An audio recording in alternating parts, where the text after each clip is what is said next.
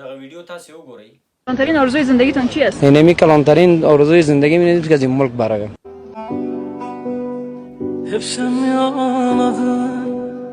بسیار خسته‌تان ساخته. آخ کار نیست بار نیست صبح می شام میرید معلوم نیست چی کنی تا چی وقت تو باش تا چی وقت عمر ما خسر نمیه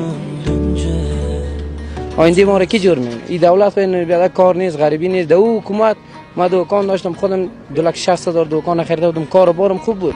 روز 10,000 15,000 از روزی که حکومت اومد ما هیچ کار ندیدیم. بیادر جان مثل اینه که شما اقتصادتون خوب بود دیگه کسام اقتصاد اونم تو نیست کار این کار نیست ما صبح تا شام یک قهوه صدا کو بیا چای قهوه کافی بیا چادر بخر خاله اینمی کارم است هر کس خرید خوب نخرید مردم سر ما رشخندی میکنه اون طرز کار کنم دغه ویډیو په لیدو واقعا زړه مې ډیر زیات درد وکړ زه چې همیش دغه تاسو ته زه لګیا یم چې مختلف ډول لارې تاسو ته زه ښیم چې دلته اپلای وکړئ هلته اپلای وکړئ مکمل چې هره خبره زه تاسو سره دلته شریکوم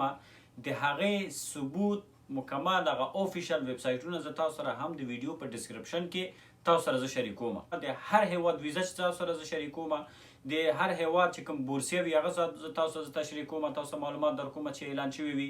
د هر هیواد چې کوم بشردوستانه ویزې چې ته اعلانېږي هغه په اړه زه تاسو معلومات درکوم نو کوم هیواد د ویزټ ویزې لپاره چې د اپلای لپاره چې کوم اپورچونټي اعلانېږي زه تاسو سره شریکوم د هغې لینک د همدغه ویډیو په یوټیوب کې د ویډیو په ډسکرپشن کې زه تاسو سره زه شریکوم نو تاسو کولی شئ چې هلته حتما یو ځل ورشئ دا چې غونډه ورځ تاسې په عباسیاتو باندې تاسې مصروف هستئ په فیسبوک کې په ټیک ټاک کې په نور دغه بېځایه شیان تاسې ګورئ د هغې څخه څه فایده تاسو ته رسیږي نن سبا تاسې وګورئ چې په افغانستان کې څه حالات روان دي هغه ځوانان چې هغوی ښه استعداد لري پوهنتونو څخه فارغه دي حتی چې ماستران دي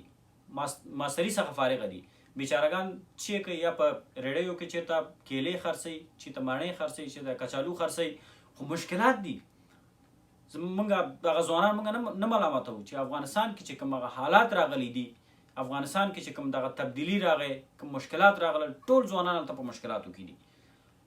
تاسې پوهېږئ چې یو ځوان څومره هیلې لري څومره ارزو لري ځان سره چې یو د فیوچر جوړولو دپاره یو آینده جوړولو دپاره دا چې 12 کاله په مکتب کې هغه 12 کاله چې مکتب ته ځي راځي هغه مکتب کې خپل وخت مصرفوي بیا هغې نه وروسته 4 کاله چې دا پوهنتون ته ځي راځي دا څه د خاطره ځي دا همدې د خاطره ځي چې زه یو ورځ یو ښه آینده ولرم یو چېرته یو ښه وظیفه زه ولرم زه دې ته مجبوره نه شم چې سبا ورځ چېرته زه کار وکړم چېرته یو ریډۍ وچلوم چېرته چې کوم ساختماني د خلکو بلډینګ جوړېږي زه به خلکو ته کار کوم په خښتې به زه چلوم په افغانستان کې چې څومره مشکلات دي واقعا موږ یې درک کوو مشکلات ډېر زیات مشکلات دي خو دغه موږ چې تاسو ته کوم هر یو اپورچونټي اعلانېږي زه تاسو سره زه شریکوم همدې د خاطره زه اعلانوم چې تاسې هغه بدبختیو څخه تاسې ووځئ داسې یو مملکت ته تاسې راشئ که هغه که کاناډا وي که امریکا وي که نور داسې پرمختللي مملکتونه وي چې هلته تاسې راشئ او خپل آینده تاسې جوړ کړئ خپل ژوند تاسې جوړ کړئ نو تاسې دغه ویډیو تاسې وکتله چې واقعا زما ډېر زیات زړه زما درد وکړو واقعا زما زړه ډېر زیات درد وکړو